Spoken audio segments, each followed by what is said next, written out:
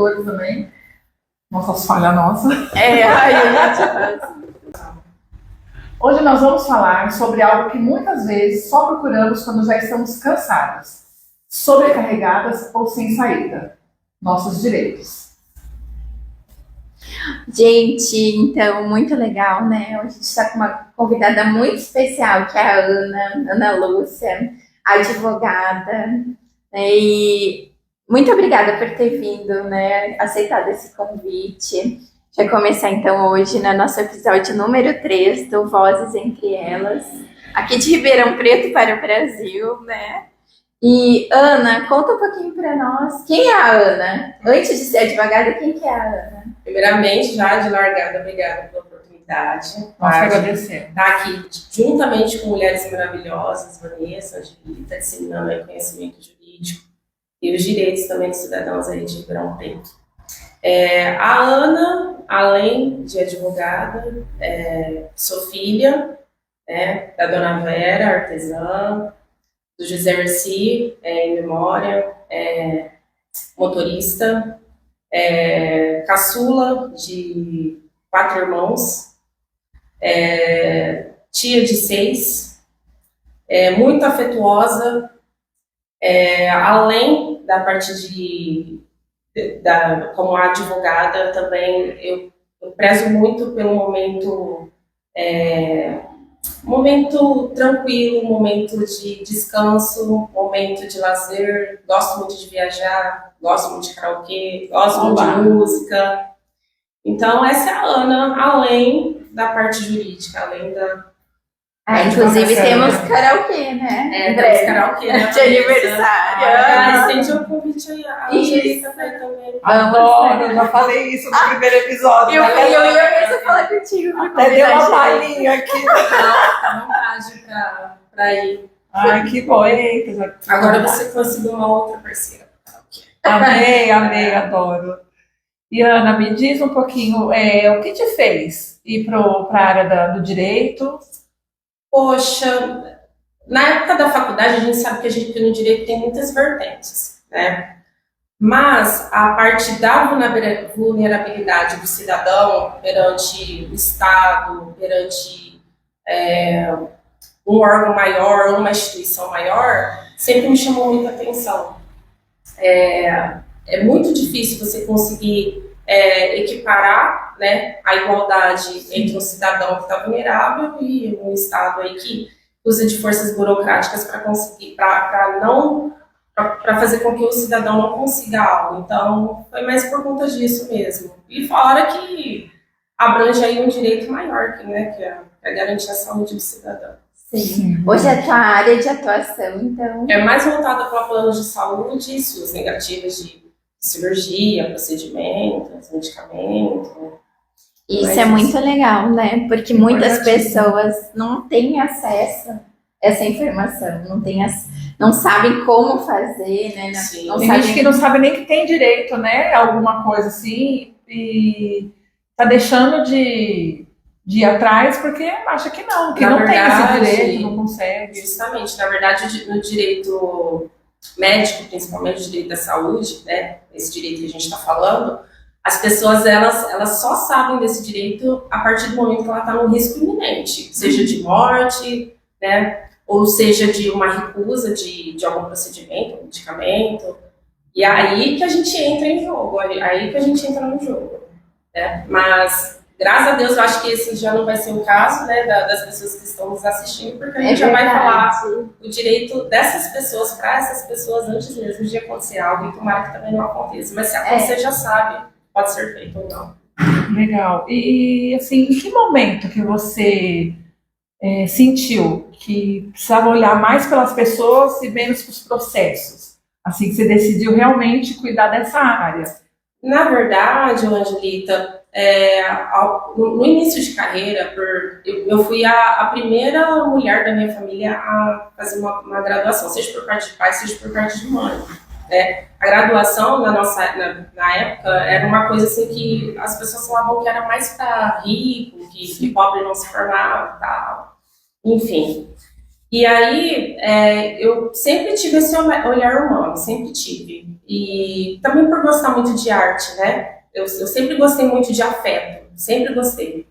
E aí, como assim, eu não tive um apadrinhamento, não fiz muito estágios na época da faculdade, porque eu sempre tive que trabalhar, a advocacia no início, ela surgiu para mim como uma coisa acessória, uma carreira acessória, porque na verdade eu queria sempre fazer, sempre quis concurso público, né, voltado para o Estado. E aí, como a advocacia teve um momento que ela foi uma profissão secundária para mim, né, eu acabei migrando também para a área administrativa de 2 hospitais aqui da cidade de Ribeirão. E eu trabalhei bem na linha de frente da Covid. Nos meados aí, ano 2020 a 2022, eu trabalhei bem na linha de frente, na parte administrativa de 2 hospitais aqui de Ribeirão. E aí eu comecei a ver algumas coisas muito legais, outras nem tão legais assim, né? Inclusive em falhas assim, de direitos dos pacientes. Aí eu falei assim, não, isso não é bacana, então vamos investir nisso, porque não é o certo, né? Saúde e a vida em primeiro lugar. Sim. E não é sempre que essas empresas aí, as operadoras de plano de saúde, elas priorizam. Né? Nenhuma vida cabe num contrato, né? Numa cláusula abusiva, nenhuma vida. Então, foi por esse motivo. Eu rodeei para falar, mas porque tem tudo um contexto por trás, né? São camadas muito profundas até chegar nesse momento. Mas é isso que a gente queria saber mesmo, entender de onde surgiu esse olhar, esse desejo, né? Porque o direito, ele é muito amplo, né? Com certeza. E tem muitos advogados aí que só vê mesmo essa parte processual e ganhar ali e tal, e não olha o humano. Sim. Não tem esse olhar que você está nos trazendo, que é tão importante, né? Porque você está vendo, você viu lá atrás uma deficiência, né? Onde você poderia estar colocando tudo que você aprendeu na faculdade em prol de outras pessoas que não tinham tanto acesso, não têm esse conhecimento que poderia estar ajudando elas nesse momento tão difícil, né? Pois é, e assim, na verdade foi na própria pele também, né? Além de ver esse olhar, o meu pai ele faleceu de câncer. E graças a Deus, assim, na época a gente não tinha condições de pagar um convênio para ele, foi um câncer muito rápido, a gente descobriu em dezembro, em maio ele faleceu. E assim, graças a Deus, ele foi bem assistido, e foi SUS. Mas tem outras pessoas que a gente sabe que a realidade é muito diferente, né? Então, foi na pele, na própria pele mesmo, que me motivou a buscar essa área, que é muito fascinante, é muito dolorosa também, porque, querendo ou não, você se coloca também no lugar do paciente, né? Da família. Sim, você vive a dor ali junto com ele. Vive junto, mas essa é a nossa função, é pegar na mão, né, do paciente e da família e falar, não, vamos junto, vamos conseguir esse direito. A gente sabe que são poucos os advogados, né, que tem esse olhar mais humano, assim, que olha para a pessoa como um todo, para a família dela. Eu acho isso bem interessante, porque em várias profissões não é só, né, digamos, o advogado que entende toda essa parte processual, mas também acolhe aquela pessoa, aquela família. Sim. Às vezes é psicólogo junto, né? Tá acompanhando todo o processo. Isso é muito legal. Não tem como. É que, na verdade, a gente fala o termo humanizado, mas eu acho até muito redundante, né? Mas é um termo que a gente tem, assim, no momento para falar, mas não tem como deixar de ser um atendimento humanizado. Não tem. Se a pessoa realmente não tiver o mínimo de empatia ou ter esse olhar para o paciente, para a família, a pessoa realmente, eu não sei o que tem nas meias, porque sim. Realmente é comovente. Cada situação que a gente se depara aqui. E, Ana, que áreas que normalmente surgem para ti? Quais são as mais comuns dentro desse direito? Desse direito, olha, assim, o que está em alta... As mulheres que fizeram cirurgia bariátrica e querem aí uma cirurgia epitelial, que é a de retirada de pele. Então, assim, a mulherada em peso, é mais mulheres que me procuram, né? Acho que teve 2 homens só que me procuraram para essa finalidade. TEA também, mães, né, atípicas, que precisam de tratamento aí para os filhos, para os comportamentos dos filhos. Isso é um ponto bem importante, hein, Ana? Essa parte tanto da bariátrica, eu tenho pacientes, né, nesse caso, que fez a bariátrica, precisa, né, remover as peles, o convênio não quer, né, liberar sem pressão. Mas as mães dos autistas, o que eles têm direito hoje, assim? Olha, assim, eu vou falar na esfera civil, porque na esfera de previdência, eu já não, né, mas eu sei que é possível conseguir um LOAS através pela previdência também, a depender do caso. Esse é um ponto. Agora, em relação aos tratamentos, todos os tratamentos tipo modelo ABA, né, comportamental, essas mães elas têm direito a adquirir e fazer valer essa garantia para os filhos, seja por meio de fonoaudiólogo, psicólogo, musicoterapia. Só que qual que é a problemática? Não é apenas conseguir, mas é a limitação que às vezes a operadora de plano de saúde impõe a essas famílias.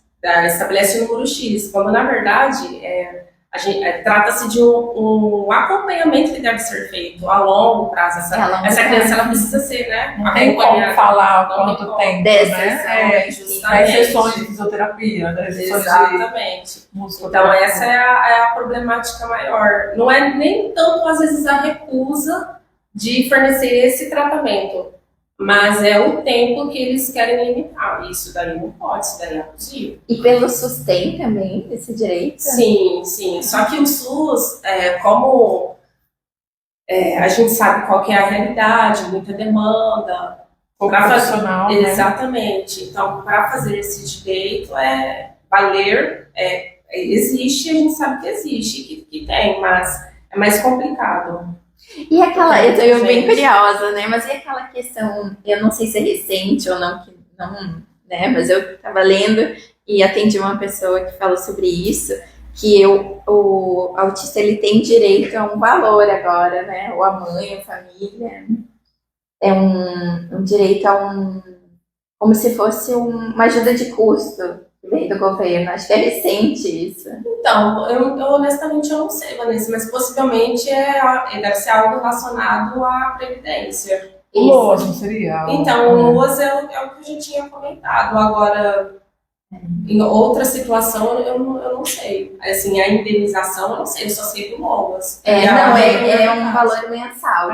Deve ser o LOAS mesmo, que liberou agora para essa ajuda mesmo. Isso, para pagar as terapias. Só que assim, no caso do LOAS, eu só vou, assim, né, explanar superficialmente. Mas as mães, por exemplo, elas têm que demonstrar que não têm condições de trabalhar e deixar o filho de forma vulnerável. Não é só porque tem o laudo que vai conseguir o LOAS, deixar bem claro. Não é somente por conta desse laudo. E também a renda per capita também tem que ser um X valor. Né? Porque se não for também não tem esse direito. Sim, perfeito. E quais são os outros direitos assim que muitas famílias desconhecem, que você acha que seria interessante estar passando aqui para a gente deixar para elas? Direitos que as outras famílias... Vamos falar então voltado a uma negativa, tá? Porque aí vai abranger tanto bariátrica, procedimento, qualquer tipo de procedimento, recurso de medicamento, qualquer um. As pessoas elas não sabem, elas cometem muito erros a partir do momento que há uma recusa, seja oral ou não. Então, qual que é o passo a passo que a gente tem que fazer quando há uma recusa? Se a operadora ela se negar a fazer o procedimento ou a recusa do medicamento, você vai pedir uma declaração de forma expressa. Não pode ser somente um protocolo, tem que ser de forma expressa. E aí, o que eu vejo? Que muitas pessoas desistem de fazer o tratamento a partir do momento que o atendente ele vai e fala que a pessoa não tem direito, né, de forma oral. Então, não, a gente precisa de um respaldo expresso. E aí a gente vai analisar o contrato juntamente com esse documento e juntamente com um relatório bem fundamentado, um prontuário. As famílias às vezes deixam de pegar os prontuários também, exames, então tem que pegar tudo e procurar um profissional que possa ajudar, não já desistir de pronto, né? Porque tem que ser um expert mesmo para fazer reverter esse direito. E às vezes a pessoa recebe essa negativa e já aceita, porque ela não sabe não o tem seu direito, né? Exatamente. É que parece ser uma coisa simples, às vezes também, às vezes ela tem conhecimento, só que também ela quer uma resposta secundária do saque da operadora. E aí essa resposta secundária, às vezes, demora muito. Então, você não precisa ter a resposta secundária, mas pelo menos demonstrar para o juiz que você tentou, de forma administrativamente, resolver essa situação. Entendi. Né? Mas não precisa esperar a resposta do saque, mas demonstrar que você abriu o saque. Sim. E você percebe que as mulheres só procuram ajudas, assim, quando estão no limite mesmo? Sim. É que, na verdade, isso daí... aí vai esbarrar em outras questões também, né? Porque a mulher... ainda mais quando é mãe de família, ela se abdica de muitas coisas. Ela cuida do marido, e às vezes até se anula. Cuida do filho e se anula. Então, assim, a maioria das vezes as mulheres elas só vão mesmo quando realmente está num caso extremo. Né? Assim, está mudando um pouco, mas quando se trata de uma mulher que já tem filho, já é casada, ela só vai quando realmente ela está percebendo que tem alguma coisa muito nítida, muito visível, muito perceptível. A gente fala sobre isso, né? Semana até a gente comentou. A mulher marca consulta com o marido, marca consulta com o filho, vai no mercado, lembra da avó, da mãe, marca consulta com a mãe, leva tudo e ela. É isso. Que dia que ela parou e marcou um ginecologista, uma psicóloga? Não, ela tá sempre por último. É isso. Ah, não, quando der. Essa semana não deu, porque eu fui não sei onde, fui fazer não sei o que com meu filho, com meu marido. E ela sempre se anulando, sempre. E esse é um tema, né, que a gente quer conversar contigo também, né? Que você, né, traz esses temas da mulher, também da parte hospitalar, mas assim, o que tu enxerga que tu tem um propósito, é nítido, assim, tem como se fosse, tem um ativismo, digamos assim, né? É o que tu colocou até para nós no teu currículo ali. O que tu enxerga que acontece com as mulheres após os 35 anos, assim? Nossa!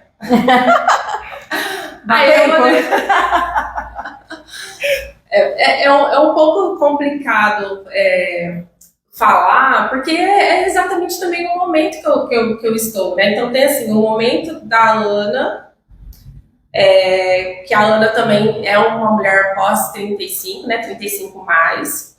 E tem também a Ana profissional. Só que assim, neste momento eu não consigo muito desvincular uma coisa da outra, né? Mas o que eu vejo é que teve advento de várias leis que nos beneficiaram, mas assim, ainda há um caminho ainda muito longo ainda para a gente percorrer. A título de exemplo, a gente tem uma lei que ela chama, acho que é a Lei 14737 de 2023, que é a Lei de Acompanhante para Mulheres. Depois que teve diversos casos de vulnerabilidade, de mulheres que foram violentadas, né, no âmbito hospitalar, essa lei ela veio para proteger a mulher quando ela está em uma situação vulnerável, sedada, quando ela está prestes a parir, né? Então é nosso direito, desculpa te cortar. Pode acompanhar. Eu estava conversando sobre isso ontem, porque eu vi um vídeo da Ana Castela, que ela fez endoscopia, e estava totalmente grogre, né? E eu fiz endoscopia no ano passado, e eu estava conversando ontem com uma amiga minha. Eu falei, cara, é muito surreal isso. Porque eu só lembro da enfermeira falando, vou aplicar. Quando eu acordei, a minha mãe estava, vamos? Eu estava em outra sala, eu já estava vestida. Aí eu falei, muita coisa poderia ter acontecido nesse momento que eu estava dormindo, sedada. A gente tinha que ter um acompanhamento. E eu não sabia disso. Não, Então é bom você falar mesmo, porque do mesmo jeito que eu não sabia, outras mulheres não sabem disso. Sim. A gente tem esse direito, porque a gente realmente fica vulnerável. Eu acordei, eu já estava em outra sala, em outra situação. Eu não sei o que aconteceu naquela, não sei, meia hora, 5 minutos, 1 hora, eu não sei quanto tempo eu fiquei. A sua mãe, ela poderia ter entrado no caso da endoscopia, mas há situações que aí teria que ser um profissional da saúde. Sim. Por exemplo, uma UTI. Se você tiver alguém que é da área médica, pode ir, senão a gente pede um profissional. Pode ser um enfermeiro, né, um nutricionista, um fisioterapeuta. Isso eu acho bem interessante, que esses dias eu fui fazer meus exames, né, ginecológicos, e era um médico homem. E eu achei diferente, que é a primeira vez em 40 anos, né, que daí eu tava fazendo o exame, e daí a enfermeira falou assim, olha, para te fazer esse exame eu vou estar junto na sala te acompanhando, para eu não ficar sozinha, né, com ele. E eu achei ótimo. Não. Nossa, eu me senti melhor, me senti mais segura, sabe? Não, a gente fica muito vulnerável quando a gente é sedado, né? Nosso corpo ele fica muito assim, à mercê de qualquer, né, de qualquer ato aí que vá contra qualquer vontade nossa. Então, essa lei, ela veio para garantir esse tipo de situação. Mas aí, voltando à questão que você falou, como você enxerga essa questão das mulheres 35 anos é mais, né?